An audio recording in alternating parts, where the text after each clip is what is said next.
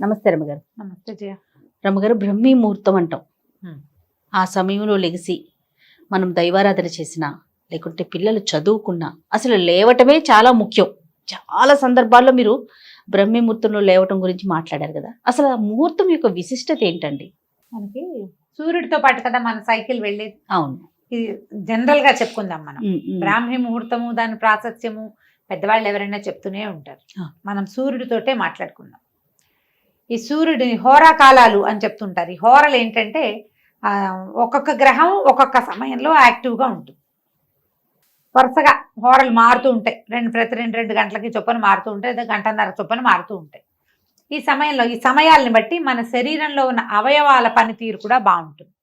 అవునండి. సూర్యుడి సైకిల్ తోటి బాగుంటుంది. అందుకని మన భోజన వేళలు కూడా దానికి తగ్గట్టుగా రాత్రిపూట తక్కువ తినాలి, మధ్యాహ్నం హెవీగా తినండి, పొద్దున పూట ఇలా తినండి. ఇవన్నీ మనం ఏంటంటే సైకిల్ని బట్టే కదా చెప్పారు. అవునా? ఇప్పుడు ఈ బ్రాహ్మీ ముహూర్తం అనేది ఎప్పుడు వస్తుంది? తెల్లవారుజామున 3:30 నుంచి 3:30కి బ్రాహ్మీ ముహూర్తం. బ్రహ్మ ముహూర్తం అంటారు. బ్రహ్మకి సంబంధించింది కాబట్టి బ్రాహ్మీ అని చెప్పారు. బ్రహ్మ ముహూర్తం, బ్రహ్మకి సంబంధించిన ముహూర్తాన్ని బ్రాహ్మీ ముహూర్తము అంటారు. ఇప్పుడు ఈ 3:30 నుంచి 3:30 నుంచో లేచి తెల్లవారుజామున ఆ సమయంలో బ్రెయిన్ యాక్టివ్గా ఉంటుంది. సూర్యుడు రావడానికి ముందు, ఆయన రావడానికి ముందే కదా ఇదంతా జరిగేది. తర్వాత వేగు పొద్దున వెనముద్దలాగా దాన్ని వేగు చుక్క పొడుస్తుంది అని చెప్తారు. ఆ చుక్క పొడిచేసరికల్లా మనం ఈ సైకిల్తో పాటు ఎవడైతే సూర్యుడితో పాటు లేచి సూర్యుడితో పాటు రోజంతా తిరిగి సాయంకాలం పడుకుంటాడో వాడికి బ్రెయిన్ యాక్టివ్గా ఉంటుంది. ఇప్పుడు దీనికి 3:30కి లేవాలనుకుందాం. దానికి ఎప్పుడు పడుకోవాలమ్మా? వాడు ఎప్పుడు తినాలి? ఎప్పుడు తిని ఎప్పుడు పడుకుంటే వాడు 3:30కి లేవగలుగుతాడు? రాత్రి 10 తర్వాత పడుకుని, 11 తర్వాత పడుకుని 3 దాకానే పడుకోవాలంటే ఈ 4 గంటల నిద్రే సరిపోయేంత పద్ధతి ఉంటుందా శరీరానికి? అంత దిటవు లేదు మనకి. ఎలా ఉంటుంది? మనం రోజంతా స్ట్రెస్లో గడుపుతాం. అవునండి. ప్రతిరోజంతా స్ట్రెస్సే. మనం రిలాక్స్ అయ్యేది ఎప్పుడు? ఈ స్ట్రెస్ నుంచి గాఢమైన నిద్రలో.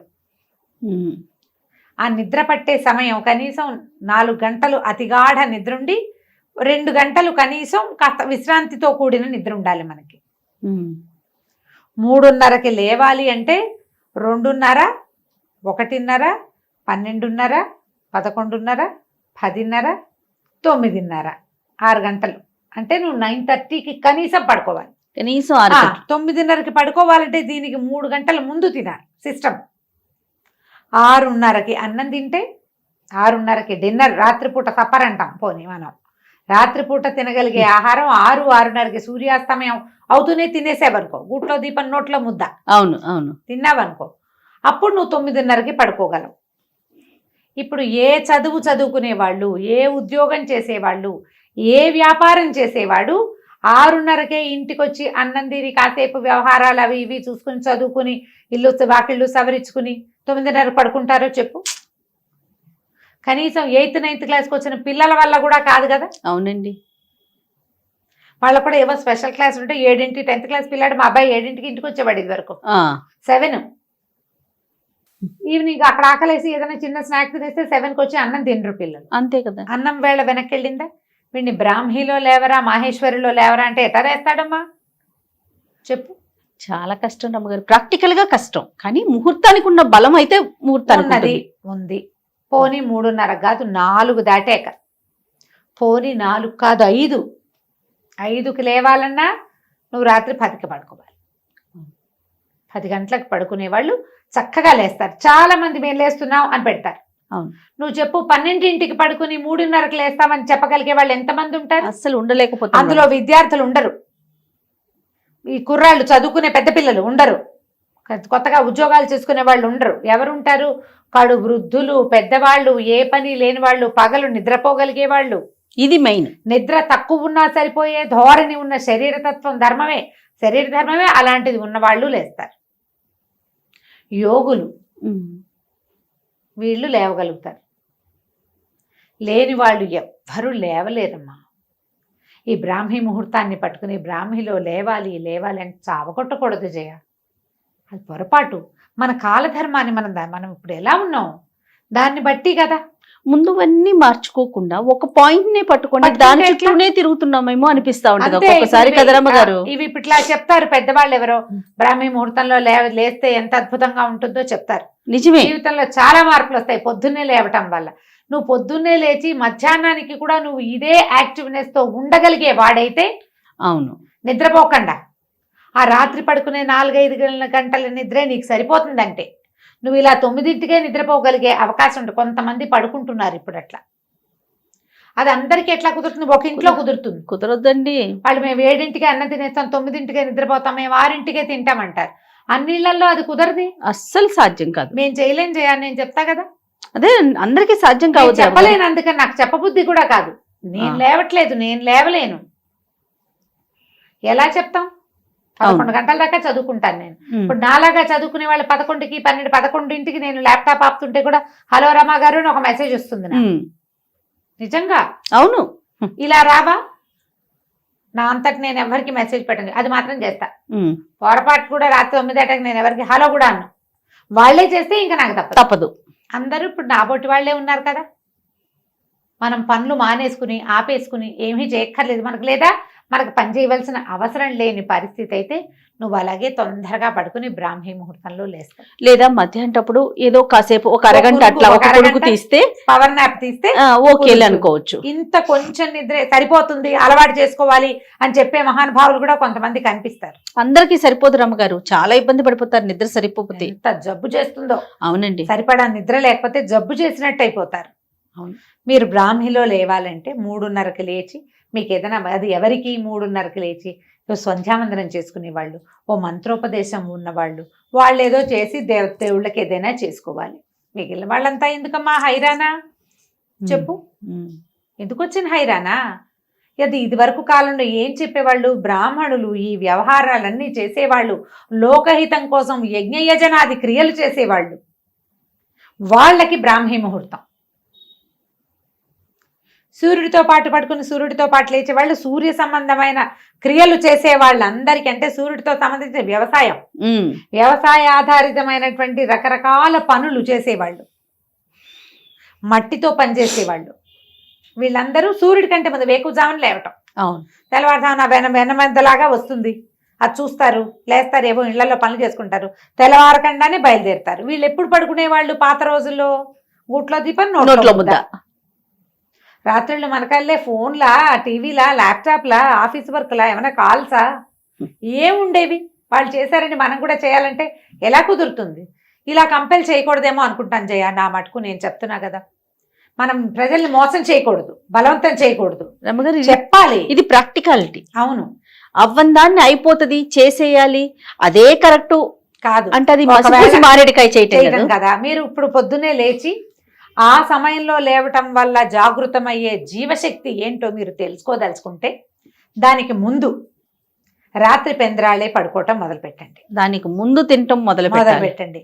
6:30-7 అవ్వాలి లోపల 6-6:30 కల్లా అన్నం తినేయండి. మీరు ఏం తింటారో, అన్నం తింటారా, రొట్టెలు తింటారా, జావ తాగుతారా, అంబలి తీసుకుంటున్నారా, ఒట్టి రాగి మాల్టే తీసుకుంటారా, ఏది తీసుకున్నా 7 అవ్వకూడదు. సూర్యాస్తమయం అవుతూనే మీ అన్నం అయిపోవాలి. 9-9:30 కల్లా నిద్రపోండి. దానికి అరగంట ముందే స్క్రీన్ టైం ఆపేయండి. పిల్లల్ని నిద్రపుచ్చుతాం మనం. అప్పుడు పిల్లల్ని నిద్రపుచ్చి మన పనులు మనం చేసుకుంటాం సాధారణంగా. ఇప్పుడు మనం ఏం చేయాలి? ఇలా నిద్రపోతే అప్పుడు మీరుకి పెందరాళే పొద్దున్నే లేచే అలవాటు అవుతుంది. ఇప్పుడు ఎప్పుడు పడుకున్నా నాకు 4కే మెలకు వస్తుంది, గంట కొట్టినట్టు అని చెప్పేవాళ్ళు కొంతమంది ఉంటారు. వాళ్ళ క్లాక్ అట్లా ఫిక్స్ అయిపోయి ఉంటుంది. ఫిక్స్ అయిపోయిన క్లాక్ వాళ్ళకి చెప్పేది ఏమీ లేదమ్మా, మీరు మహానుభావులు, మిమ్మల్ని పొద్దున్నే మీ కాళ్ళకి దండం పెట్టాలి మేము. ఫిక్స్ కాని వాళ్ళ సంగతి. ఇలా చెయ్యాలనుకుంటే కనుక రాత్రి పడుకోండి. శరీరాన్ని శ్రమ పెట్టకూడదు. ప్రధానంగా చెప్తారు శరీరమాద్యం కలు ధర్మ సాధనం అని. మనకు ఇది ఉంటే ఏదైనా చేస్తాం, ఏదైనా చెయ్యి. దీన్ని అనారోగ్యం పాలు చేయబోక, బలవంతం పెట్టద్దు. ఇలా చెయ్యి, రాత్రి పడుకో, పొద్దునేలే. ఈ సమయంలో ఏంటంటే మనకి శరీరం, ప్రపంచం అంతా ఆక్సిజన్తో నిండి ఉంటుంది, ప్రశాంతత ఉంటుంది, శబ్దాలు ఉండవు. ఒక్క ఓంకారం చేసిన ఓం అన్నామంటే మన ఓము మనకే 100 సార్లు వినపడుతుంది. ఒక్క మంత్రం చేసామంటే అది 100 సార్లు చేసినట్టుగా అవుతుంది. సమయం వల్ల సూర్యోదయానికి ముందు ఆ సమయంలో ఉండేటువంటి ఎనర్జీ వేరేగా ఉంటుంది. ఆ సమయంలో చేసేటువంటి మంత్రోచ్చారణ కానీ, దైవ సేవ కానీ, విద్యాభ్యాసం కానీ చాలా మంచి ఫలితాన్ని ఇస్తాయి. హ్యాండ్ రైటింగ్ బాగుండని వాళ్ళు పొద్దున్నే మొహం కడుక్కోకుండా రాసుకోమనేవాడు మా రంగబాబు. హ్యాండ్ రైటింగ్ బాగుండేది కాదు. పొద్దున్నే లేవగానే పొద్దున్నే లేచి 5ంటికి లేచి మొహం కడుక్కోవద్దు, కూర్చుని రాసుకో ఓకే అని రాస్తే అప్పుడు హ్యాండ్ రైటింగ్ బాగుంటుందని. బాగుందిగా. ఇలా ఏవైనా చెయ్యాలి. ఇప్పుడు ఏదైనా మంత్రోపదేశాలు అవి ఉన్న వాళ్ళకి మనం చెప్పేది లేదు, వాళ్ళు ఎలాగూ లేస్తారు. ఎర్లీ మార్నింగ్ లేవటం ఎప్పుడు కూడా సూర్యుడి కంటే ముందు లేవడం చాలా ఆరోగ్యకరం. అది బ్రెయిన్కి మంచిది, శరీరానికి మంచిది. రోజు చాలా మిగిలిపోతుంది మనకి. అవును. లేటుగా లేస్తే ఏముంది, బద్ధకం మిగులుతుంది, సమయం మిగలదు, వేస్టేజ్ ఎక్కువ ఉంటుంది. మనకి అలా లేటుగా లేవటం అనేది ఒకటి ఫిక్స్ అయిపోతుంది బ్రెయిన్. ఆ లేటుగానే లేస్తాం, ఎప్పుడు పడుకున్నా లేటుగానే లేస్తూ ఉంటాం. దానికి ఫిక్స్ చెయ్యొద్దు. కానీ ఈ బ్రాహ్మిలో లేవాలని మీరు 1 గంటకు పడుకుని 3:30కి లేచి కూర్చుని ఏం చేస్తారు? కళ్ళు పడిపోతూ ఉంటాయి, ఒళ్ళు వాలిపోతూ ఉంటుంది. ఎందుకు? అది మైండ్ యాక్టివ్ గా వర్క్ చేయదండి. ఉండదు. నువ్వు సరిపడా నిద్రిస్తే, నిద్ర కనుక ఇస్తే షార్ప్ గా ఉంటాం, బ్రెయిన్ షార్ప్ గా ఉంటుంది. ఆ సమయంలో ఉండేటువంటి పాజిటివ్ ఎనర్జీని మన మైండ్ అండ్ సోల్ తీసుకోగలుగుతాయి. అవును. ఫిట్గా ఉంటాం. అప్పుడే కాస్త ఎక్సర్సైజ్ చేయడానికో, కొంచెం యోగా చేయడానికో, కాస్త వాకింగ్ చేసుకోవడానికో, అవకాశం, కాస్త దేవతార్చన చేసుకోవడానికో ప్రశాంతంగా 3:30కి లేచి ఇంట్లో సామాన్లు సవరిస్తా, ఇల్లు ఉడుస్తా అంటే మిగిలిన వాళ్ళు తిట్టిపోస్తారు. అదో బాధగా ఉంటుంది. అందరినీ లేపు కూర్చోబెట్టాలంటే వీళ్ళందరినీ రాత్రి 9కే పడుకోబెట్టాలి. మీ వల్ల అయితే చేయండి. వాళ్ళు ఎవరో చెప్పారు చేయకపోతే కుదరదు, అందుకే వాళ్ళని వినమన్నాను అని. ఇంట్లో ఒక్కళ్ళకి అది నచ్చుతుంది. ఇది ఆ చేయగలిగే వాళ్ళకి, ఏ పని లేని వాళ్ళకి, రాత్రిపూట ఏ వ్యవహారం చేయక్కర్లేని వాళ్ళకి నచ్చుతాయి అవన్నీ. మిగతా వాళ్ళకండి తెల్లారితే ఉరుకులు పరుగులు కదా రమ్మగారు. అవునా? పిల్లలతో ఇంట్లో మనం ఎంతెంత ఉరుకులు పెట్టాలి, ఎంతెంత పరుగు పెట్టాలి, ఎన్నెన్ని పనులుంటాయి. బ్రాహ్మీ ముహూర్తంలో లేవాల్సిందే నేను చెప్పేస్తాను అనుకున్నావా జయ? నువ్వు? నేను అనుకోలేదు రమ్మగారు, నాకు తెలుసు మీ గురించి. లేవండమ్మా, అవకాశం ఉన్నప్పుడు. ఇప్పుడు పండగలు అప్పుడు తెల్లవారుజామునే లేస్తాం. అవును. పొద్దునే తలంట్లు పోసుకోవటానికి, పూజ అది ఏర్పాటు చేసుకోవటానికి. ఇదే మనం అలవాటు చేసుకుంటే భలే బాగుంటుంది అని అనిపిస్తుంది. అది ఎప్పుడన్నా ఒకసారి లేస్తాం కాబట్టి. ఇప్పుడు మనం రోజు చేయాలంటే నేను చెప్పే కదా, లివింగ్ స్టైల్ మార్చుకోండి, మంచిది, సంతోషం, చక్కగా కుదురుతుంది. ఆ సమయాన్ని పూర్తి పాజిటివ్ ఎనర్జీని మీరు ఆస్వాదించవచ్చు, అనుభవించవచ్చు, బాగుంటుంది. చూద్దాం అసలు ఎలాంటి కామెంట్స్ పెడతారు. ఏంటి రమ్మగారు ఇలా చెప్పారు అని పెడతారో, లేదు చాలా కరెక్ట్ గా చెప్పారు రమ్మగారు, మేము కూడా మీతో ఏకీభవిస్తున్నాం అంటారు. నేను నా ఉద్దేశం చెప్పానమ్మా, చూద్దాం. అంతే. రైట్ రమ్మగారు, నమస్తే. నమస్తే.